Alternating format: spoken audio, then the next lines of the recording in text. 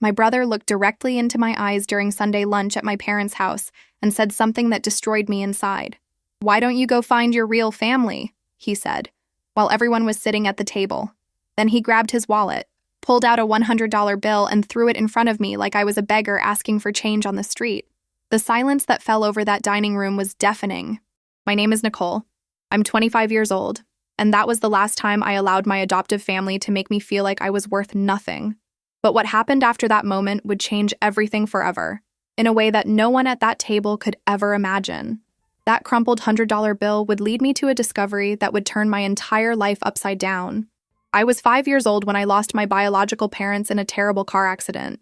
The Thompson family adopted me 6 months later, and for 20 years I tried to fit in, tried to be good enough, smart enough, invisible enough not to bother anyone. My adoptive brother Dylan always made it clear that I wasn't really part of the family. Dylan was 3 years older than me and used that as an excuse to treat me like an intruder in our own home. My sister Madison wasn't much better. She just ignored me most of the time, as if I were an old piece of furniture that nobody knew where to put. My adoptive parents, Karen and Robert, never stopped them. That Sunday started like all the others. Karen had prepared a roast chicken, and the house smelled of rosemary and garlic. I had arrived early to help set the table, as I always did, hoping that some gesture of usefulness would make me seem less of a burden. Dylan arrived late, driving his new car that my parents had bought him. When I asked for help buying a used car 2 years ago, they told me I needed to learn to be independent. Madison came right after, talking on the phone about her upcoming trip to Miami that my parents were financing. When I mentioned wanting to take a photography course, they told me it was too expensive a hobby. The tension started during dessert. I had just mentioned that I got a better job as an administrative assistant at a law firm downtown. "That's great, honey," said Karen, but her tone was mechanical, without real interest. Dylan snorted and said something about me finally being able to pay my own bills. "I've always paid my bills," I responded calmly, trying not to start a fight. "With the money my parents spent raising you, you should have been paying rent for years," he shot back. Senti meu estômago apertar, but I took a deep breath. My father, Robert, just kept eating his apple pie as if nothing was happening. That's when Dylan crossed the line he should never have crossed. He leaned forward, his cold eyes staring at me with contempt. "Seriously, Nicole, why don't you go find your real family? Maybe they'll treat you better than we do. Oh, wait, they didn't want you either, right?" The words hit me like a physical blow. The table fell into absolute silence. Madison stopped scrolling on her phone. Karen dropped her fork. Robert finally looked up. But nobody defended me. Nobody said Dylan had gone too far. The silence itself was its own form of cruelty, a collective agreement that what he'd said was acceptable. Then Dylan grabbed that $100 bill from his wallet, crumpled it slightly, and threw it in front of me. "Here to get you started on your search. Consider it payment for all these years of charity," he said with a cruel smile. Something inside me broke at that moment, but not in the way he expected. I picked up that crumpled $100 bill from the table, my hands surprisingly steady despite the storm raging inside me. 20 years of swallowing insults, 20 years of pretending their words didn't cut deep, all of it came crashing down. "Thank you, Dylan," I said quietly, folding the bill and putting it in my pocket. My voice was calm, almost eerily so, and I could see the confusion flash across his face. He expected tears, maybe anger, definitely drama. What he got was something he didn't recognize at all. My dignity intact and walking out the door. I stood up from that table and looked at each of them one final time. "I hope this family finds the love and kindness you never showed me," I said. Karen finally spoke up, her voice high and defensive. "Nicole, don't be so dramatic. Dylan was just joking around, you know how he is." That word, dramatic, had been used against me my entire life whenever I dared to have feelings. "I know exactly how he is," I responded, grabbing my jacket from the coat rack. "And I know exactly how all of you are. I've known for 20 years. Robert cleared his throat, finally deciding to participate. "Where do you think you're going?" "We're in the middle of lunch," he said, as if that was the most important thing. "I'm leaving, Robert, and I won't be coming back for next Sunday's lunch, or any Sunday after that," I said, using his first name deliberately, something I'd never done before. Madison finally looked up from her phone, her eyebrows raised in mild annoyance. "Oh, come on, you're being ridiculous. Get over it," she said, rolling her eyes. That's when I realized something profound. They genuinely didn't understand what they'd done wrong. To them, this was just another Sunday, just another opportunity to remind me of my place. They had normalized cruelty so completely that they couldn't even recognize it anymore. This wasn't a family. It was a hierarchy, where I would always be at the bottom. I walked toward the front door, my heart pounding so hard I thought it might burst through my chest. "Nicole, if you walk out that door, don't expect us to welcome you back," Karen called after me, her voice taking on that threatening edge she used when she wanted control. I turned around one last time. "That's the best news I've heard in 20 years, I said, and walked out into the crisp afternoon air, closing the door on the Thompson family forever. The drive back to my tiny apartment felt surreal, like I was floating outside my own body watching someone else's life unfold. I kept replaying Dylan's words in my head. For the first time in my life, I hadn't apologized for existing. I hadn't shrunk myself to make them comfortable. I had simply left, and the freedom of that choice felt both terrifying and exhilarating. The city streets blurred past my windshield as I drove through downtown Phoenix, past coffee shops where normal families probably spent Sundays together. When I got home, I threw my keys on the kitchen counter and pulled out that crumpled $100 bill. Something about it felt wrong, symbolic of everything toxic about my relationship with the Thompsons. They thought money could substitute for love, that financial support somehow erased emotional neglect. I was about to toss it in a drawer when I noticed something strange. There were tiny words written in blue ink along the edge of the bill. At first, I thought it was just normal serial numbers, but when I looked closer, I saw an actual message. My heart started racing as I grabbed my phone and turned on the flashlight to see better. The handwriting was small and cramped, but I could make it out. "If you're reading this, Nicole Thompson is adopted. Her real name is Charlotte Hayes. Trust fund case number 7492 at Morrison & Associates, Denver, Colorado. She deserves to know the truth." The words swam before my eyes as I read them again and again, trying to make sense of what I was seeing. This couldn't be real. Before I tell you what I discovered next, I want you to write in the comments, what would you do if you found a message like this? Would you investigate or ignore it? Someone had deliberately written this message, and somehow that exact bill had ended up in Dylan's wallet, thrown at me in his moment of cruelty. Charlotte Hayes. The name echoed in my mind like a half-remembered dream. I had been Nicole Thompson for 20 years, but before that, I had been someone else entirely. I pulled out my laptop and started searching for Morrison & Associates in Denver. It was a law firm specializing in estate planning and trust management. I found a contact number and stared at it for a long time, my finger hovering over the call button. It was Sunday evening. They wouldn't be open, but I could leave a message. What would I even say? "Hi, I found a message on a dollar bill that says I have a trust fund." It sounded insane even in my own head. Instead, I started digging into my own past, something I'd avoided for years because it hurt too much. I searched for news articles about car accidents in Colorado 20 years ago. After filtering through dozens of stories, I found one that made my breath catch. Prominent Denver couple dies in highway collision. 5-year-old daughter survives. The article mentioned David and Melissa Hayes, successful business owners who died when their car was hit by a drunk driver. They left behind a daughter named Charlotte. Me. I was Charlotte Hayes, and I had forgotten almost everything about my life before the Thompsons. The article included a grainy photo of my parents standing in front of what looked like a cafe. My father had dark hair and a warm smile. My mother had long brown hair like mine and kind eyes. I stared at that photo for what felt like hours, trying to pull memories from the fog of 2 decades. I remembered my mother's laugh, bright and musical. I remembered my father lifting me onto his shoulders. I remembered feeling safe and loved.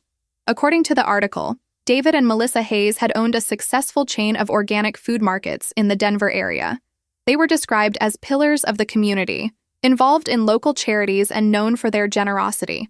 But nowhere was there mention of a trust fund. The message on that dollar bill suggested otherwise, and suddenly Dylan's cruelty had given me the key to unlocking my past. The next morning, I called in sick to work for the first time in 6 months. I sat by my laptop refreshing my email every 5 minutes, waiting for a response that might never come. I had sent an email to Morrison & Associates the night before, explaining who I was and asking about the trust fund. Maybe it was a hoax. Maybe a cruel joke. At 11:37 in the morning, my phone rang with a Colorado area code. My hand shook so badly I almost dropped it. "Hello?" I said, my voice barely above a whisper. "Is this Nicole Thompson, formerly Charlotte Hayes?" a professional female voice asked. "Yes, that's me," I confirmed, my heart racing like crazy. "My name is Patricia Morrison. I'm a senior partner at Morrison & Associates. Miss Hayes, I've been trying to find you for 2 years," she said, and I had to sit down because my legs couldn't support my weight. 2 years. Someone had been looking for me for 2 years, and I had no idea. I don't understand. Why were you looking for me? Patricia's voice was warm but professional as she explained. Your biological parents established a trust fund for you before their death, a substantial trust fund. We've been managing it according to their wishes, but the terms stipulated that you be informed when you turn 25. We sent multiple letters that all came back as undeliverable. We hired a private investigator, but your adoptive parents apparently moved several times and didn't leave forwarding addresses that included you. She paused, and I could hear papers rustling. Frankly, we were beginning to think we'd never find you. How did you learn about the trust fund? I looked at that crumpled $100 bill and decided the truth sounded too strange. Patricia continued, I'm going to need you to come to Denver to verify your identity and sign documents. But I can tell you that your parents left you approximately $3.7 million, including accumulated interest over 20 years. The number hit me like a physical blow. $3.7 million. My parents had left me $3.7 million, and I'd spent 20 years being treated like a burden, like someone who should be grateful for hand-me-downs and community college. The Thompsons had known. They must have known about this money. Miss Hayes, are you still there? Patricia asked, concern in her voice. I'm here, I said, wiping tears from my face. I just need a minute to process this. $3.7 million meant freedom. Real freedom. It meant I would never have to see the Thompson family again, never have to endure another holiday of being reminded I didn't belong. Can I ask you something? I said to Patricia. Did my adoptive parents know about this trust fund? The silence on the other end stretched long enough that I knew the answer before she spoke. I'm not at liberty to discuss what was disclosed during the adoption process, but standard procedure would have required full disclosure of any financial assets. They knew. The Thompsons had known for 20 years that I had money coming to me, and they'd hidden it from me. They'd treated me like a charity case while knowing I was worth millions. The betrayal cut even deeper than Dylan's cruelty, because this wasn't just emotional abuse. This was fraud. This was theft of information, of opportunity, of the life I could have been building. Miss Morrison, how soon can I come to Denver? I asked, my voice steady with new determination. I can be there tomorrow if you have time. She sounded pleased. Let me check my schedule. Yes, I can see you tomorrow at 2 in the afternoon. Bring 2 forms of identification and any documentation you have about your adoption. I booked a flight to Denver that night, using the last of my credit card limit because I couldn't wait another day. The irony wasn't lost on me that I was going into debt to collect millions. I packed a small bag with my birth certificate and the adoption papers I'd found years ago in a box. As I zipped up my bag, my phone started buzzing with messages from the Thompsons. Karen had texted 17 times, each message more desperate than the last. Nicole, we need to talk about yesterday. You're being unreasonable. Then, your father and I are very hurt by your behavior. Then, at least have the decency to respond to your mother. I scrolled through them with strange detachment, like reading messages meant for someone else. Dylan had sent 3 messages, all dismissive. Stop being so sensitive and come apologize. Madison had sent 1 message. Mom's freaking out. Can you just call her so she stops bugging me? Not one of them had apologized. Not one had acknowledged that maybe they had done something wrong. It was all about my overreaction, my failure to accept their treatment. I typed out a single response to the group chat they'd created. I'm taking some time away, don't contact me. Then I blocked all of their numbers, their social media accounts, every avenue they had to reach me. The finality of it felt both terrifying and liberating. For 20 years, I'd been accessible, available, ready to accept whatever scraps of affection they might throw my way. My phone immediately started ringing with a call from Robert's number, which meant he was calling from Karen's phone since I'd just blocked him. I declined the call and blocked that number too. They would figure out eventually that I was serious, that this wasn't a tantrum or a phase, that I was actually done with all of them. The flight to Denver the next morning was smooth, the kind of clear, sunny day that made the Rocky Mountains look painted against the sky.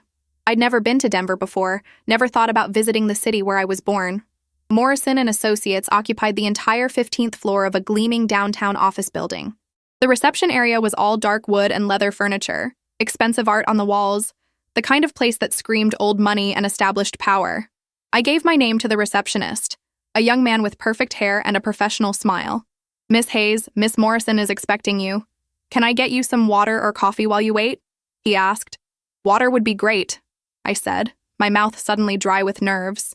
He returned with sparkling water in a glass, not a plastic bottle, and I realized this was how the other half lived. This was the world my biological parents had inhabited. Patricia Morrison emerged from a hallway exactly 3 minutes later. She was in her early 60s with silver hair cut in a sharp bob, wearing a navy suit that probably cost more than my rent. But her smile was genuine and warm as she extended her hand. "Charlotte Hayes, it is such a pleasure to finally meet you," she said.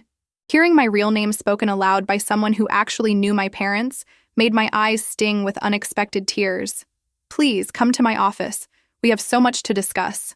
Patricia's office was corner-facing with floor-to-ceiling windows offering a stunning view of the Denver skyline and the mountains beyond. She gestured to a comfortable chair and settled into her own seat. "First things first, I need to verify your identity," she said, pulling out a folder that looked well-worn with use. "I have your original birth certificate here, copies of your parents' wills, and various documents related to the trust. Can I see your identification?" I handed over my driver's license and the adoption papers, watching as she compared everything carefully. She pulled out what looked like a baby photo and held it up next to my face, squinting slightly. "You have your mother's eyes and your father's smile," she said softly. "They would be so proud of the woman you've become." My throat tightened with emotion. "You knew them?" I asked, surprised. Patricia nodded, her expression becoming nostalgic. "David and Melissa were clients of my father originally. When I joined the firm 30 years ago, they became my clients. They were wonderful people, Charlotte. Truly wonderful." She pulled out a professional family portrait of the three of us. My parents looked young and happy, and I was maybe 3 years old, sitting on my father's lap with my mother's arm around us both. Patricia walked me through the details of the trust with impressive clarity. My parents had established it when I was born, funding it initially with $1 million. They'd added to it over the years as their business grew. Over 20 years through compound interest and smart management, that original million had grown to $3.7 million. The terms of the trust were specific. Patricia explained. "You were to receive quarterly income distributions starting at age 21, with full access to the principal at age 25. However, because we couldn't locate you, those distributions have been accumulating. You're actually owed back payments totaling approximately $470,000. The numbers felt unreal, like monopoly money. But here's where things get complicated," Patricia said, her expression becoming serious. "Your adoptive parents were required by law to disclose the existence of this trust to you. The adoption agreement specifically stated they would inform you when you turned 18 and facilitate communication with our firm. They signed documents agreeing to these terms." She pulled out papers with signatures I recognized. "They committed fraud?" I asked, my voice tight with anger. Patricia chose her words carefully. "That's a determination for the courts to make. What I can tell you is that they violated the terms of the adoption agreement, and you have legal recourse if you choose to pursue it. I thought about them sitting in their comfortable house, treating me like a burden while knowing I had millions. I want to pursue it," I said firmly. "I want them held accountable for what they did." Patricia nodded approvingly. "I hoped you'd say that. I've already consulted with a colleague who specializes in adoption fraud cases. She's prepared to take your case pro bono because this is one of the most egregious violations she's ever seen." She handed me a business card for an attorney named Rebecca Chen. But there was something else bothering me. "Miss Morrison, can I ask you about something?" I said, pulling out that $100 bill with its mysterious message. "Someone wrote information about my trust fund on this. Someone knew where to find you and knew I deserved to know the truth. Do you have any idea who that might have been?" Patricia took the bill from me, examining it closely with a small smile. "I wondered if you'd ask about that. That's actually how we finally found you, Charlotte. Let me tell you about someone very special who never gave up on making sure you got what was rightfully yours." She set the bill on her desk and folded her hands, looking at me carefully. "About 2 years ago, we hired a private investigator named Marcus Chen to try to locate you. The Thompsons had moved from Colorado to Arizona shortly after adopting you, and they'd been very careful to minimize your digital footprint. No social media under your name, no school records that were easily accessible, nothing that would make you easy to find." She pulled up a photo on her computer and turned the screen toward me. The man in the photo was in his early 50s, Asian American, with kind eyes and a professional demeanor. Marcus works part-time as a server at various restaurants as a way to conduct investigations. He calls it his invisible job, because people don't really notice servers, which makes them excellent observers. 6 months ago, Marcus happened to be working a private event at a steakhouse in Phoenix. He overheard a conversation at one of the tables, a family discussing their adopted daughter and how she should be more grateful. The son mentioned your name, Nicole, and made a comment about how you didn't even know about the money your real parents had left you. Dylan. Dylan had known about the trust fund and actually joked about it where a stranger happened to overhear. The cruelty was almost impressive. Marcus followed Dylan that night, got his license plate, and within a week had confirmed that you were indeed Charlotte Hayes, but he couldn't just contact you directly because the Thompsons had legal guardianship documents. So Marcus came up with an unconventional but brilliant plan. He started following Dylan's routines, learning his patterns. He discovered that Dylan had a gambling problem, likes to play poker at an underground game every other Friday. Marcus arranged to be at one of those games and won several hands against Dylan, took about $2,000 from him. Then, during a break, Marcus made sure to give Dylan a specific $100 bill that he'd written a message on. He gambled that Dylan would hold onto that particular bill, maybe because he was superstitious or angry, and that eventually he might use it in a moment of cruelty toward you. The audacity of the plan was breathtaking. Marcus had weaponized Dylan's own cruelty, turned it into the vehicle for my liberation. How did he know Dylan would give me that specific bill? I asked. Patricia smiled. He didn't. Not for certain. But Marcus had been observing your family dynamics for weeks. He'd seen how Dylan treated you at a family gathering he catered.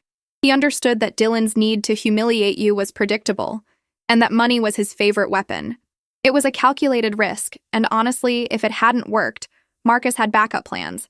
But the universe aligned, and Dylan's worst impulses became the instrument of your freedom. I sat back in my chair, overwhelmed by the realization that a complete stranger had worked that hard to help me, had orchestrated an elaborate plan to make sure I learned the truth. Marcus is downstairs in the coffee shop right now, Patricia said casually. He wanted to be here when you came in, wanted to meet you properly. Would you like to thank him in person? I nodded, unable to speak around the lump in my throat. Patricia made a quick call, and 5 minutes later, Marcus Chen walked into her office. He was smaller in person than in his photo, maybe 5'7", with salt and pepper hair and those same kind eyes. Miss Hayes, it's an honor to finally meet you officially, he said, extending his hand. I ignored the hand and hugged him instead, this stranger who had given me my life back. Thank you, I whispered. Thank you for not giving up on me. Marcus pulled back with a slightly embarrassed smile. I was just doing my job. Your parents were good people who wanted to take care of you. Making sure their wishes were honored felt like the least I could do. Patricia handed me a tissue as I wiped my eyes. Marcus charged us exactly $1 for 6 months of investigation work. He said finding you was payment enough. We spent the next 2 hours going over legal documents, signing papers, and planning our next steps. Rebecca Chen, Marcus's sister, joined us via video call and laid out a strategy for pursuing legal action against the Thompsons. We have multiple angles here.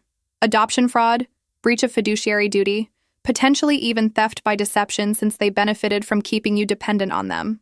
She pulled up documents on her screen showing a detailed timeline of the Thompsons' violations. They received quarterly updates about the trust's growth for 20 years. They knew exactly how much money was accumulating in your name. The evidence was overwhelming. Patricia's firm had sent letters to the Thompson home address every quarter for 2 decades, providing updates on the trust's performance. Karen and Robert had signed for many of these letters. What do you want from them, Charlotte? Rebecca asked directly. Is this about money, accountability, or both? I thought about it carefully before answering. I want them to face consequences for what they did. I want other adopted kids to know that this kind of fraud isn't acceptable. And yes, I want compensation for the therapy I'm definitely going to need after processing all of this. Rebecca grinned. I like you already. Okay, here's what we're going to do.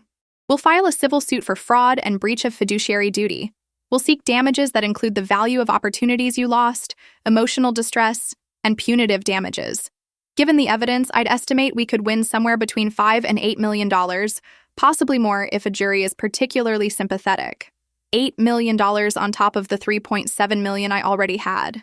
More than the money, I wanted the Thompsons to understand that actions have consequences. You can't steal someone's inheritance, abuse them for 20 years, and walk away unscathed. Let's do it, I said firmly. Let's hold them accountable. Patricia pulled out one more document, this one sealed in an envelope. Your mother left this for you, she said gently. It's a letter, to be given to you when you claimed your inheritance. I've been holding on to it for 20 years, Charlotte. Would you like to read it now, or take it privately? My hands trembled as I took the envelope. My mother's handwriting, a message from beyond the grave, words that had been waiting 2 decades. I checked into a hotel near downtown Denver and sat on the bed with my mother's letter. I carefully opened it, being mindful not to tear the paper that my mother had touched 20 years ago. The letter was written on cream-colored stationery with small flowers in the corners. "My dearest Charlotte," it began, and tears immediately blurred my vision. "If you're reading this, it means something has happened to your father and me, and you've grown into the beautiful young woman we always knew you'd become. I'm writing this on your 4th birthday, watching you play in the backyard with your new puppy Buttons. I wish more than anything I could be there to see who you become at 25. Your father and I have worked hard to build something that will give you security and freedom. We've set up this trust fund not because money is the most important thing, but because we want you to have choices.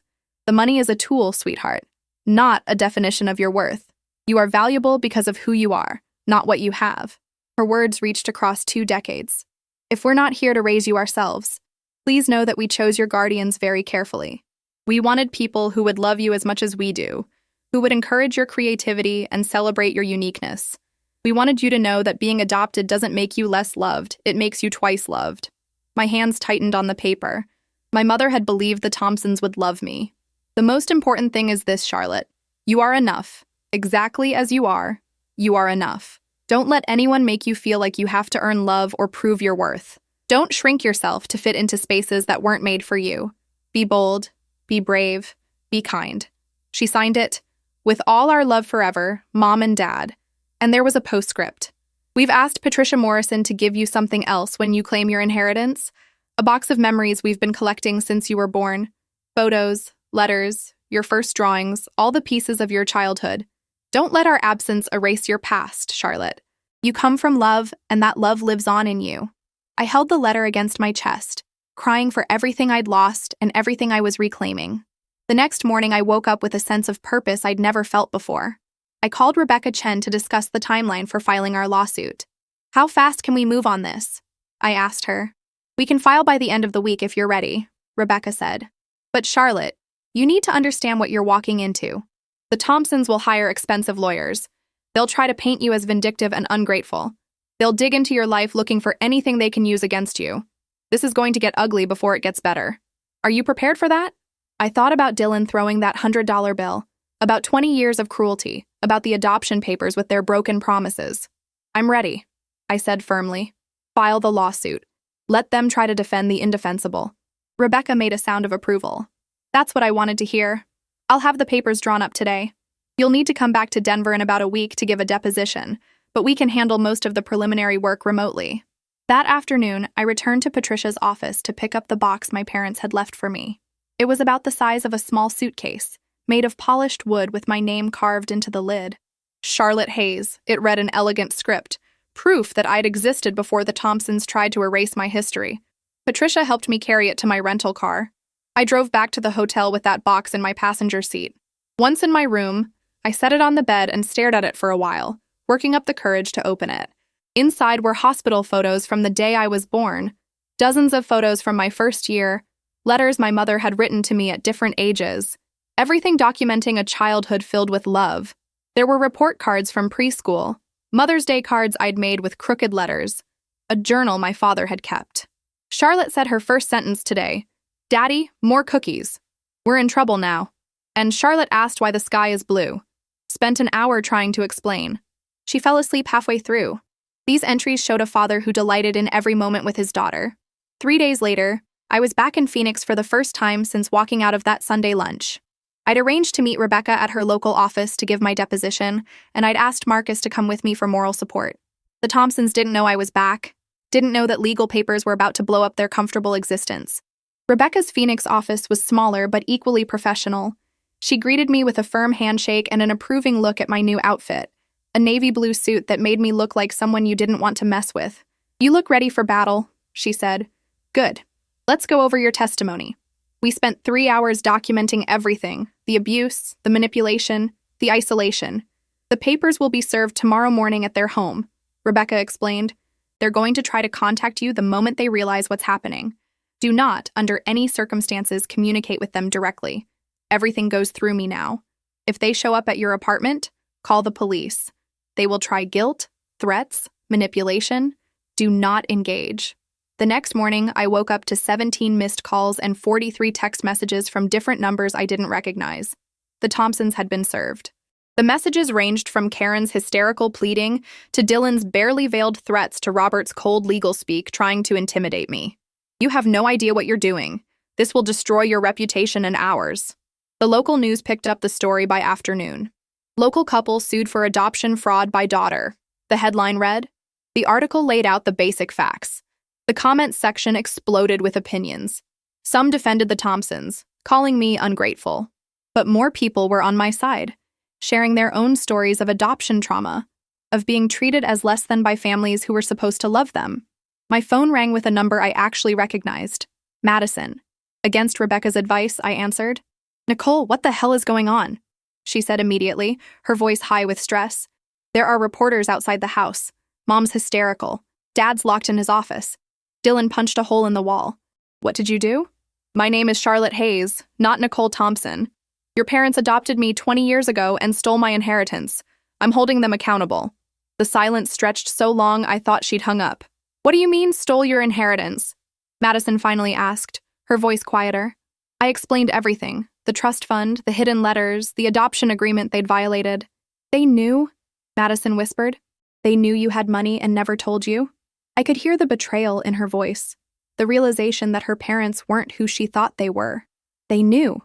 They knew when they spent my money on Dylan's car and your trip and their vacation home. They knew every time they made me feel like a burden. Madison was quiet for a long time. "I didn't know," she finally said. "I swear I didn't know any of this. I just thought you were happy to be part of the family. I never really thought about it much at all. That was part of the problem." Madison hadn't been actively cruel like Dylan, but her indifference had been its own kind of cruelty. "Are you going to testify against them?" Madison asked, something unidentifiable in her voice. "I already have," I told her. "Rebecca Chen has hours of my testimony. Your parents violated the law, Madison. They committed fraud. The evidence is overwhelming and they're going to lose." She made a sound that might have been a laugh or a sob. "Good," she said so quietly I almost didn't hear it. "Maybe they should face some consequences for once. God knows nobody's ever held them accountable before." Then she hung up and I wondered if I'd just lost a sister or gained an unexpected ally. The lawsuit moved forward with frightening speed over the next few months. The Thompsons hired expensive lawyers, but the evidence was too strong. Patricia's firm had kept meticulous records for 20 years. Every letter sent, every quarterly update, every attempt to contact me that the Thompsons had blocked. The adoption agreement with its explicit requirements was clear and unambiguous. Robert and Karen had broken every single promise. The settlement offer came 2 months later. $8.3 million, a public apology, and an agreement that they would never contact me again or speak about the case publicly. Rebecca presented it in her office with a satisfied smile. "This is a good offer, Charlotte. With the $3.7 million from your trust, you'd have $12 million and complete freedom from them forever. They're also agreeing to cover all legal fees, which is another $200,000. You can accept this and move on, or we can push for more. Maybe take it to trial and risk getting less. What do you want to do?" I thought about my mother's letter, about her wish that I use money as a tool for freedom, not as a definition of worth. I accepted the settlement, not because I didn't want to fight, but because I wanted the Thompsons out of my life more than I wanted revenge. $8.3 million added to everything else gave me just over $12 million total. $12 million to build a life on my own terms, to honor my parents' legacy, to be the Charlotte Hayes they'd hoped I would become. The day the settlement finalized, I donated $1 million to an organization that provides legal support to adopted children dealing with fraud or abuse. I set up a scholarship fund in my parents' names for kids who'd lost their parents, worth another $1 million. I invested $3 million conservatively. The remaining $7 million I kept liquid, ready to fund whatever dreams I decided to chase. I never spoke to the Thompsons again. Madison reached out once asking if we could talk. I declined, not out of anger, but out of self-preservation. Dylan sent one final message. "You destroyed our family." It read. I didn't respond, but I thought about how wrong he was. They'd destroyed their own family through cruelty and greed. I'd simply refused to go down with them. 6 months after the settlement, I moved to Denver permanently. It felt right to be in the city where my parents had built their life, where I'd been Charlotte Hayes before trauma turned me into Nicole Thompson. I bought a modest house in the neighborhood where I'd lived as a child, walking distance from the park where my father used to take me. I started a foundation dedicated to adoption reform, using my story to push for better protections for adopted children and stricter oversight of adoptive parents. The work was hard but fulfilling, every child we helped feeling like a small redemption of my own lost childhood. I gave talks at conferences, sharing my experience and advocating for change. People sometimes recognized me from the news coverage of my lawsuit, and instead of shame, I felt proud. I'd stood up to my abusers and won, and now I was using that victory to help others do the same. My parents would have been proud of that. They'd wanted me to help people, and I was doing exactly that, using the resources they'd left me to make a real difference. On what would have been my mother's 65th birthday, I visited her grave for the first time in 20 years. The Thompsons had never brought me, had discouraged questions about where my parents were buried, had done everything possible to erase them from my memory. But now I stood in front of her headstone with flowers and tears and a letter of my own. Dear Mom, I found your letter. I found the box of memories. I found out who I was before they tried to erase me. You were right. I am enough, exactly as I am. Thank you for loving me so much that you planned for a future you knew you might not see. I'm living that future now and I'm making it count. Love forever, Charlotte. If you've made it this far, thank you for listening to my journey. From that terrible Sunday lunch where my brother threw a $100 bill at me and told me to find my real family, to discovering that my real family had left me millions and a legacy of love, it's been incredible. That crumpled bill that was meant to humiliate me ended up being the key to my freedom. I want you to know that if you're in a situation where family treats you like you're less than, where people make you feel like you should be grateful for crumbs, you deserve better. Blood doesn't make family, love does. And if the people who are supposed to love you can't see your worth, that's their failure, not yours. Don't let anyone make you small. Here's what I want from you. Hit that like button if this story moved you or made you think differently. Drop a comment telling me about a time someone helped you when they didn't have to, like Marcus helped me. And subscribe to this channel and share this video with someone who might need to hear it, someone who's being treated like they don't matter when they absolutely do. Your story matters and you are enough. Thank you for being here.